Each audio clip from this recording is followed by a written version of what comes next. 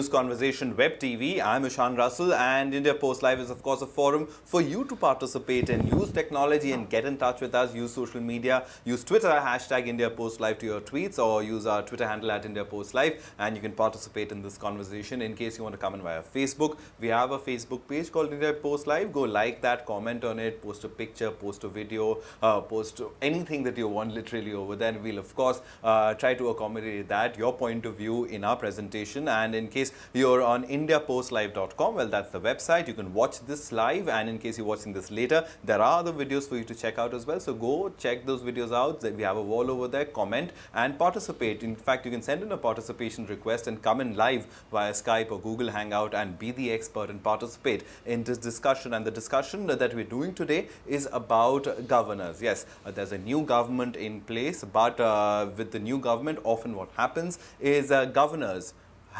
are changed. And why is that happening, and how many are being changed? Well, first, let's take you through the story. Narendra Modi seems to be in a hurry to get rid of all traces of Congress from his new government setup. So much so that it is rumoured that Home Secretary Anil Goswami has been calling up various governors to put in their papers quickly. Though some like former UP Governor B.L. Joshi and Chhattisgarh Governor Shekhar Dutt have resigned, most of the governors appointed by UPA are former congressmen, including Sheila Dikshit, J.B. Patnaik and Margaret Alva. Though the BJP claims it's not putting any pressure on anyone to step down. But the issue of political appointees to the Raj Bhavan has once again kicked off a bitter battle between the Congress and the new regime. Alright, so help us understand what exactly is the issue. Is this something that will happen every time a government changes? And as far as the governor, can they be kept out of this kind of a shuffle that happens every time? We'll discuss that with Shehzad Poonawalla. He's a member of the Congress Party, a sympathizer, an active worker of the Congress Party, I would like to call him rather. Anita Katyal is here with us. She's a veteran journalist, has covered the Congress and other parties for decades. Sanjeev Singh of the BJP joins us. He's the co-convener of the IT cell of the BJP, and he joins us live from Lucknow. R.K. Radhakrishnan is the senior deputy editor of Frontline magazine, and he's with us from Chennai, as well as we'll be joined by a host of other people. So in case you want to come in, most welcome. You can ask the experts questions, you can make your own comments. But Shehzad, since your party is the one who's facing, or the political appointees are facing eviction, I'll start with you. What do you make of this? And this is something that the Congress has also done in the past. See, let's begin this debate by assuming that we're going to look forward and not look backwards, and also let's apply the principle that two wrongs will never make a right. Now, so you admit 2004 when suddenly all India appointed governors my first principle was don't look behind. Yeah. Let's look forward. Now, what I'm saying is that in 2010, you've had a Supreme Court judgment. Ironically, it's a judgment based on a petition filed by a confidant of the BJP, BP Singhal.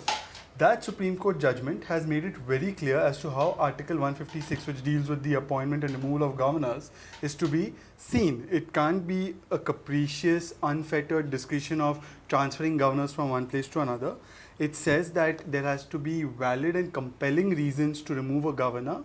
And it has also gone into the fact, which Sanjeev Singh may want to say later on, and others may say, that if there is another party person who's been appointed as a governor, and if the central government is of another party, it may not be in sync, or it may have a different perspective. All these things have been gone into. Not being in sync with the central government's policies has been considered, and it has been rejected as a grounds for removal. The governor is not to be an employee of the central government, although in a way is appointed by the president who acts on the discretion of the union cabinet. These things have been gone through. I think in light of these new developments of the Supreme Court judgment, asking for resignation of 7 governors, that too in the manner in which it's been done. A Home Secretary calling a governor is higher than the Chief Minister in the constitutional hierarchy. I think it smells and smacks of a witch hunt. Okay, a witch hunt. Sanjeev, you might not call it a witch hunt, but at the end of the day, 7 governors have been asked to put in their papers. I mean, this is, what would you call it? I respect Shehzad Bhai, and he has preempted what I may say during the conversation. It's also very convenient for him to not look behind, and the facts or the history is something which is not very savory. So you have to look at it. This isn't something which we started or something which is new. It was mastered by Congress during the 20s and continued whenever Congress came back to power after going out of it. Now, if you look at our government also, there was a time in Atalji's government where we didn't touch any of Congress appointed governors. We tried to make a diversion from the past practices or traditions. Again, when we went out of power in 2004, UPA summarily removed all our governor appointees. Now, if we come to the reasoning why this attempt is being sought to ask certain governors to resign, you will have to look at a complete track record of the people who have been appointed by Congress. Firstly, we need to understand what governors are, what their role is. Governors are supposed to act as a very strong bridge between center and state. Now, would people who have diametrically opposite viewpoint and a past track record of intolerance to the present government's policies and ideology, will they be able to act as this strong bridge? That is question number one. Again, if you look at the present appointees, more than 3/4 of these appointees are, active Congress politicians. The others are, bureaucrats who have been known to have, loyalty towards Congress party or the Gandhi family in particular.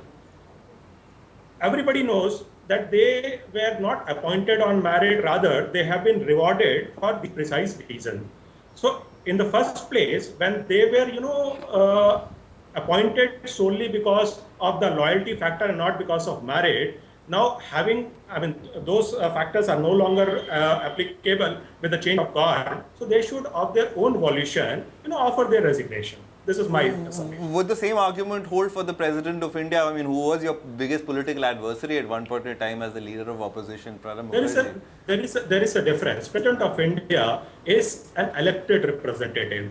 President gets elected through that, the long process, the electoral college and everything. Whereas the governors are not elected, they are rather rewarded, as has been the practice of Congress governments. They are rewarded, they are appointed.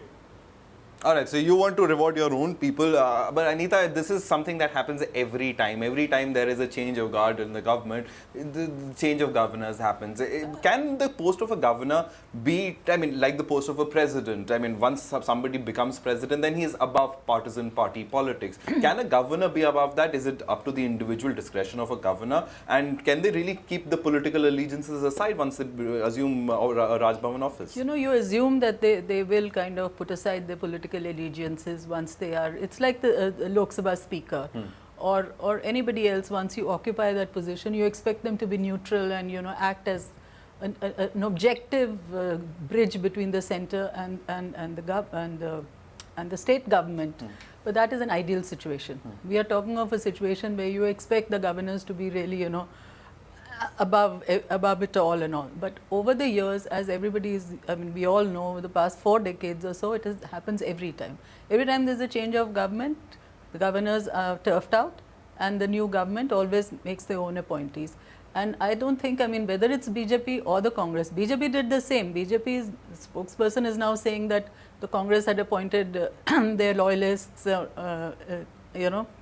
them in, in 2004, but they did the same when they were in power. So because what has happened is over the years is that Raj Bhavans are being used, they're more like jobs.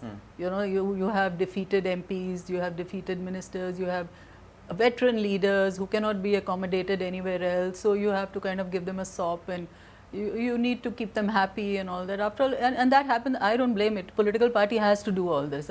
Whether it's in Raj Bhavans or whether it's in commissions or so on, or councils, you have to accommodate your workers and your party people because they have worked for the party. So let's be honest about this.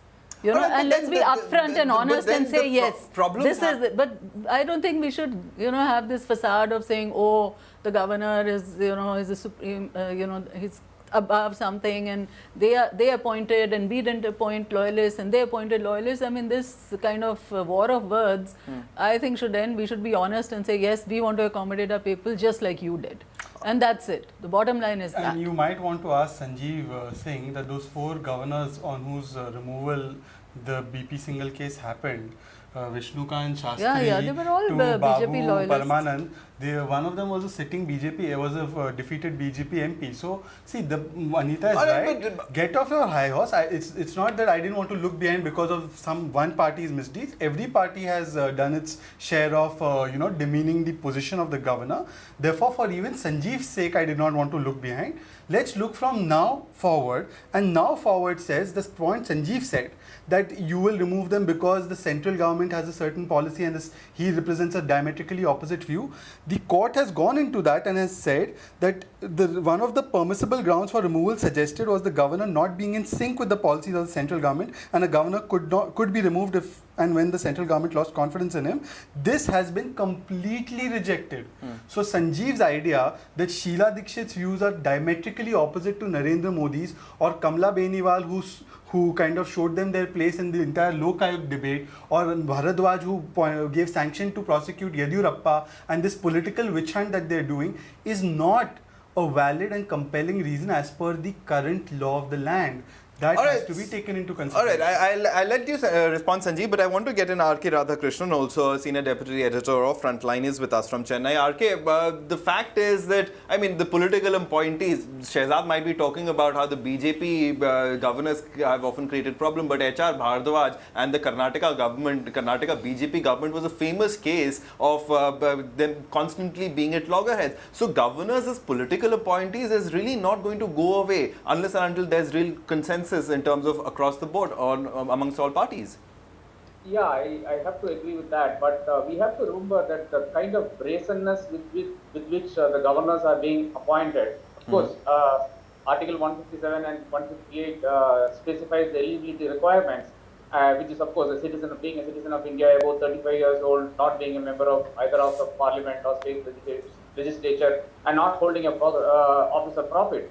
It doesn't really say that you have to be a senior leader of any other party, but the brazenness with which both the BJP and the Congress have done appointments in the past is indication that they want to use this particular post and the house and the paraphernalia that goes with it just to reward people or to dump people in places that they think is convenient, or if keeping somebody in Delhi is inconvenient, so just dump this guy somewhere else, and hopefully this particular governor will work or worm his way back into Delhi by doing the bidding of the government in Delhi. Now, this is a very, very wrong, path to take, especially in the light of the massive mandate that the Modi government has got. It essentially is against dynasty politics, is against this kind of nonsense which is going on in the name of politics of giving Batwara Karna, whatever, you just spoils of power being given to people who do not at any rate deserve any of these to be given. So at least the Modi government, which has taken so many of these correct steps in discussion, calling secretaries to government for a discussion and so on and so forth, going to Bhutan, for instance, Modi's visit and all that, should take the lead and appoint people of eminence to these posts instead of giving opportunities to their own ill, merely because they are old and infirm and need a place to stay. Fair enough. I mean, Sushil Shinde was the prime example for what you were really saying of stepping out of active politics, going to Raj Bhavan, coming back. I want to go across to Darshan Desai. He joins us live from Ahmedabad. He's, of course, a veteran journalist with a mail today. Thanks very much, Darshan, for coming in. We've basically covered the fact that, yes, governors are political appointees, and that's not really going to change. But at the end of the day, then what's the purpose of a Raj Bhavan? I mean, those directives or missives can be issued from the president's house as well.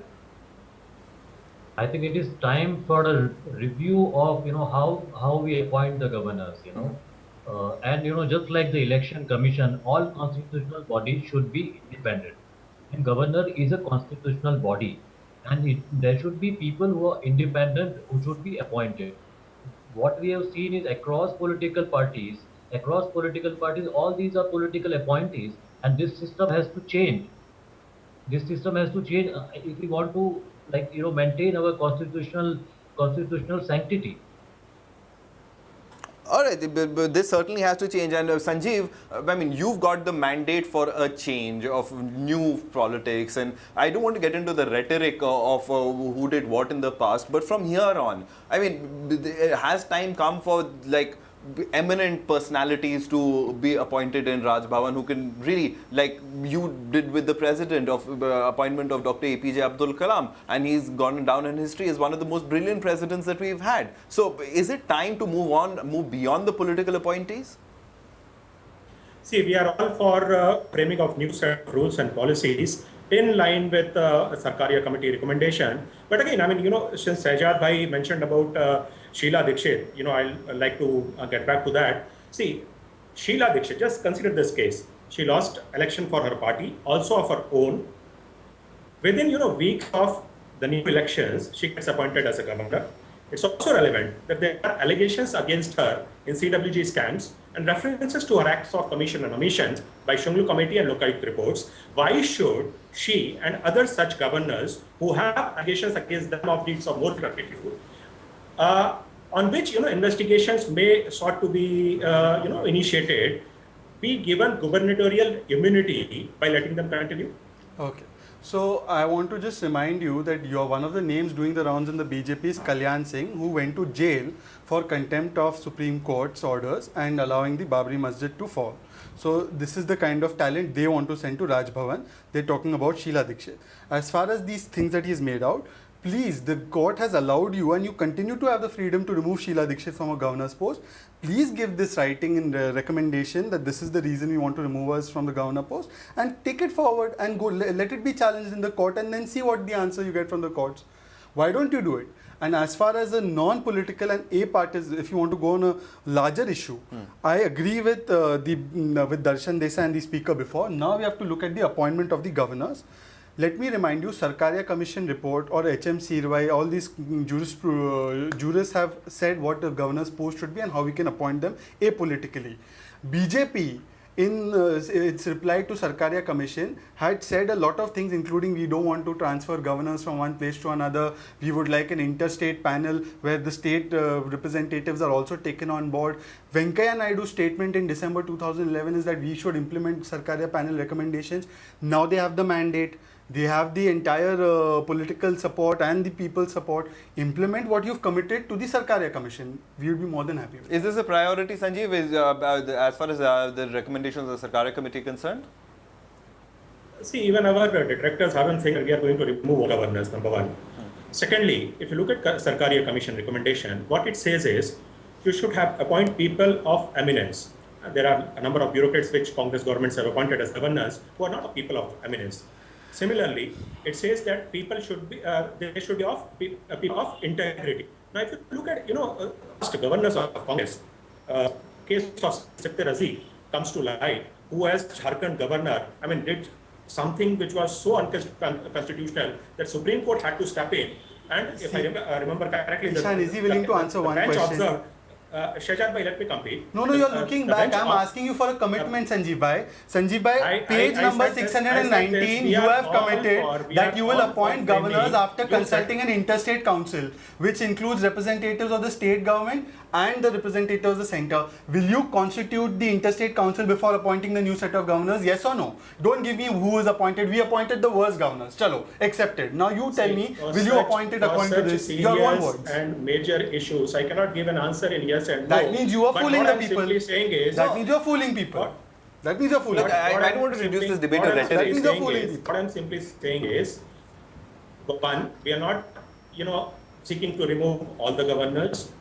The names which are doing round, as per media speculation, are the ones who are, the reasons which I listed earlier, who are blatant Congress functionary, blatantly partition Congress functionaries, who have got, allegations of moral turpitude against them.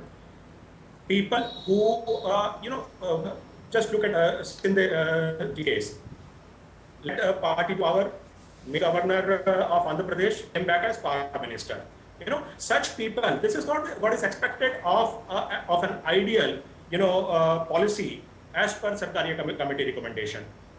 Look at Bhuta Singh, what he did in Bihar Assembly. I mean, these things are legendary, and there are, if you can point out similar acts against governors appointed by us, I'll be highly obliged. And for any such incident, I can cite 10 such incidences where governors appointed by Congress, forget of the matter of whether they were appointed on merit or not, they acted blatantly in a blatantly partisan manner.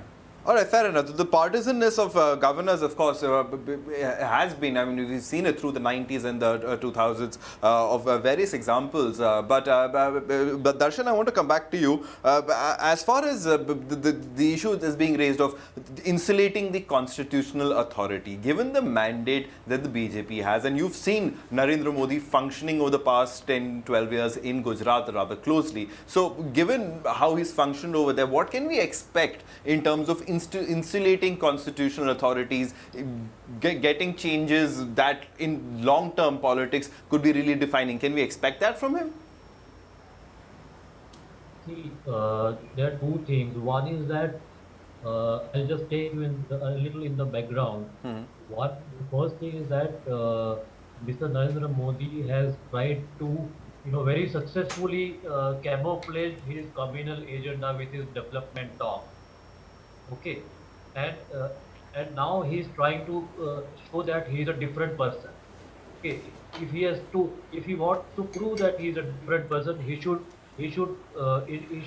make attempts to insulate constitutional bodies from politics, which has not happened so far. If you remember, in 2002, after the 2002 riots, the way the BJP and Narendra Modi himself went hammer and tongs against James Michael Lingdo, the Chief Election Commissioner, just because he said that the situation is not conducive to holding a free and fair elections in 2002.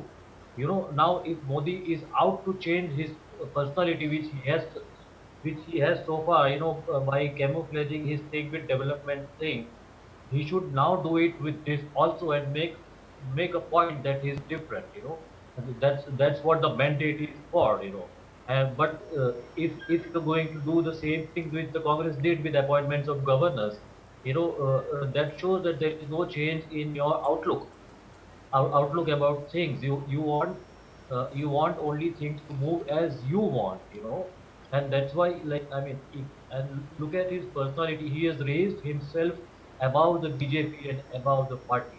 That's why he's going out directly with the secretaries and not with the ministers. That's what happened in Gujarat through all these years. All right, so interesting perspective over there as to what we can expect from Modi and James Michael Lingdo, as it was famous during the 2002 elections, of course, is something that as far as constitutional authorities are concerned, how can we insulate them? RK, what would you say? I mean, it's high time we insulate our constitutional authorities and let them be authorities over the constitution, but that really isn't the case. And is there an inherent flaw with the structuring of all these institutions? Yeah, completely. There is a huge problem in the entire structure, and that's why we have repeatedly been studying this issue. And if you go back to 2001, there has been this consultation paper on the part of the National Commission to review the working of the Constitution. And under that, the institution of governor under the Constitution has come in for special look on it, and the advisory panel on which was chaired by Justice R.S. Sarkaria has made some far-reaching suggestions.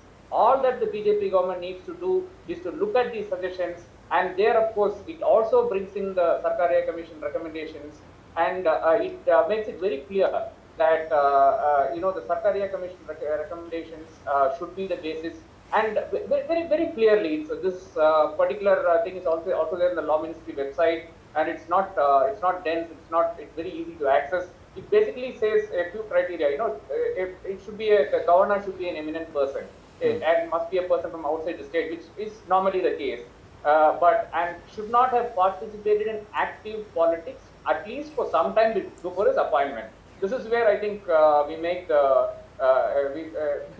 telling we give a telling blow to anything that we have said before, because we only want to give this appointment to people like Sheila Dikshit and of course people from the BJP too.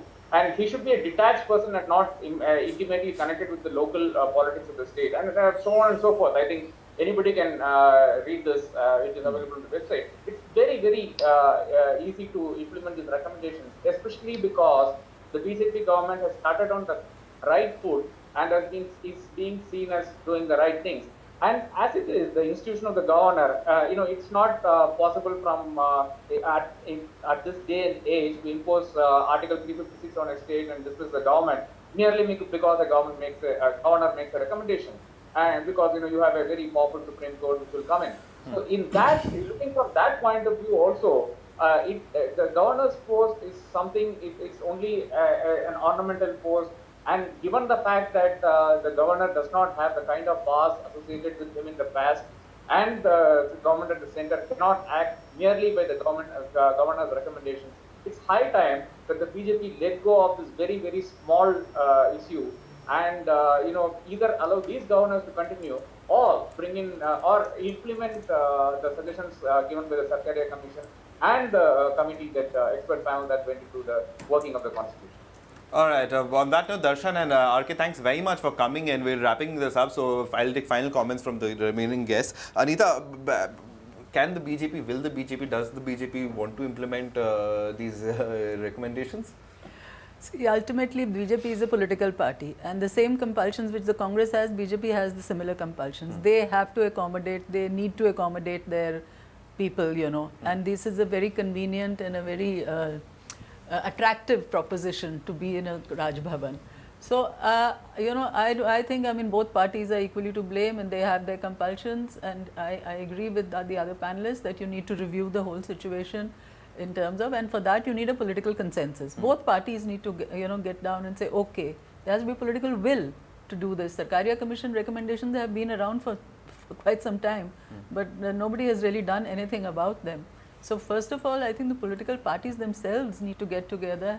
They need a certain will on their part to implement these, because the fact is that there is pressure from the parties to accommodate their people.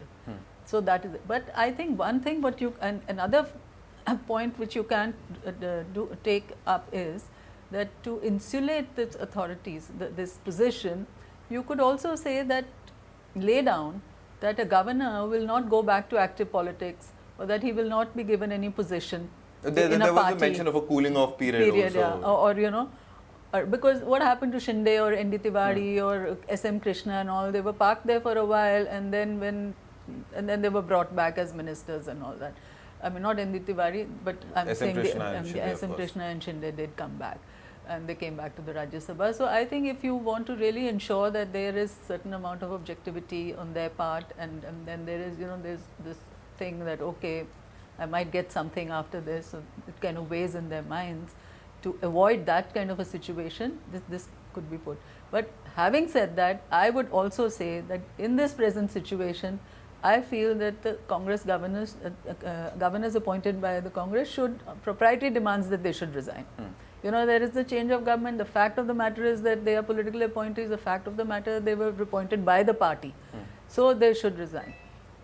All right, fair enough. So, but at the end of the day, Shahzad, whether not a witch hunt, would you, with your 44 MPs in Parliament, with the Congress party, really push for these recommendations to get implemented? Would you say that we'll make all our governors quit, whoever we've appointed, let those governors go, but implement these policy decisions, these sweeping changes that could really impact politics in the long term? Would the Congress party be willing to do that, and or rather switch to rhetoric and say that we're being troubled? I'm very surprised that a party which is not being denied the leader of opposition post which it rightfully deserves, which has only 44 MPs, is now being asked to play the role of the government and implement Sarkaria Committee recommendations. Not implement. Is it in our hands? No, but at least say it's not a witch hunt. Even if 44 MPs of ours so rather than say that we have a witch hunt, no, all I'm saying I'll tell you why. In terms of just rhetoric that is coming out from the party. I'll tell you one thing.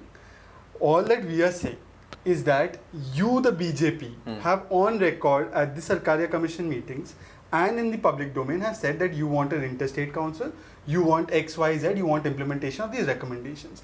We are not in a position to block you. If we can support you, we will definitely support you. You are in a position to implement it, ignoring us. Can you and will you? Can you So and will you is therefore, what I'm asking. I am saying that the Congress party has been always in favor of everything that protects the constitutional sanctity of all positions. So in that case, if the BJP takes the magnanimous step of applying their own decisions of having No, an because interstate 3 months ago council- you weren't following the Sarkaria Commission recommendations and you're the exactly. appointment. One second, 10 one years they second. were in power, they never One did second. anything. One second.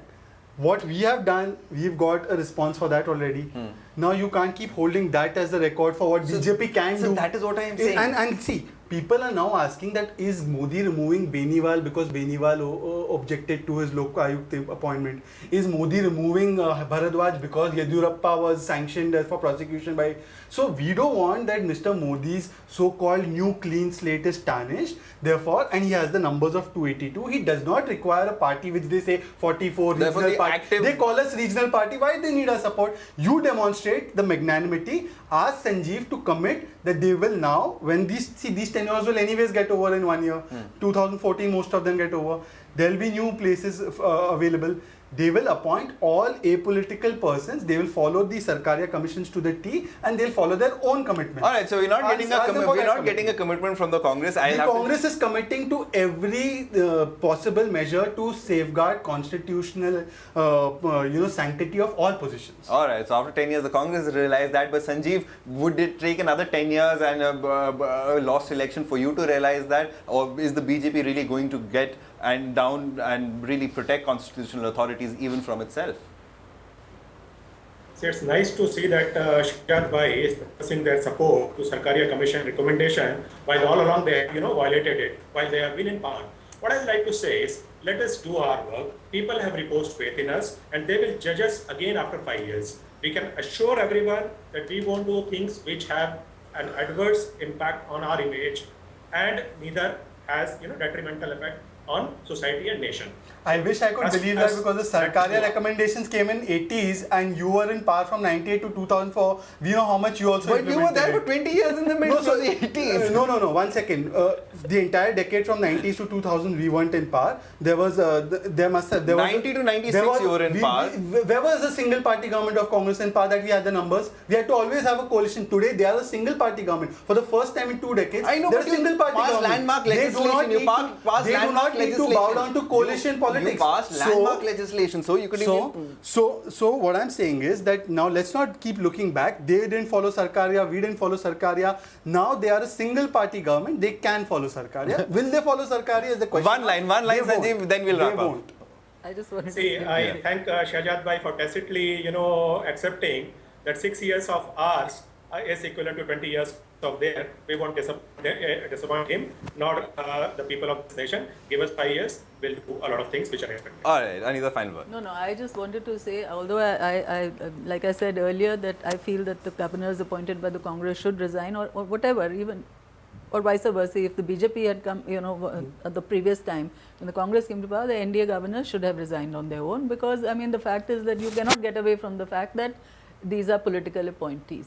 So that is there. But I also feel at this time that I don't think that the Modi government or the new NDA government should get embroiled in all this. I feel as in the spirit of cooperative federalism, as they keep calling it, I think they should. This is a minor issue. They have larger issues right now. They need to. The economy is there. Price rise. The price rise is there. The Iraq crisis is there. This is a very small issue, and they shouldn't forget that in the Rajya Sabha they don't have the numbers. So they need the states. They need other parties on board to implement a lot of their policies in this. Like for example, to curb inflation or to crack down on hoardings or so on and so forth. You need state governments on board. So I don't think they need to go down that road at that point. If it happens, it happens. I think the Congress governor should have resigned on their own. But if it doesn't, I don't think they should kind of make a big issue out of it. All right, but it certainly has become a big issue. Let's Yeah. see how it develops over the next couple of days, and I promise to have this discussion if it really does, if government I is think they armed should to first quit. sack Nihal Chand and then get to sacking the governors. The governors aren't accused rapists. There is a minister. That's a whole other rapist. that's a whole other conversation. But Shahzad and Anita, thank you very much for coming to the studio. Thank And you. Sanjeev, it was a pleasure having you for joining us from Lucknow. Also, Darshan and RK, thanks very much for joining us and giving your perspective. So that was a presentation on the row over governors that has erupted over Raj Bhavans, who will be sitting in them, and are there enough measures to protect constitutional authorities? Well, if you didn't know about the Sarkaria Commission, you certainly do know about after this show. So do read up on that and tell us what you think about it. Should really Raj Bhavans be insulated from politics, and can that really happen? Well, a big question mark over there. Thanks so much for watching.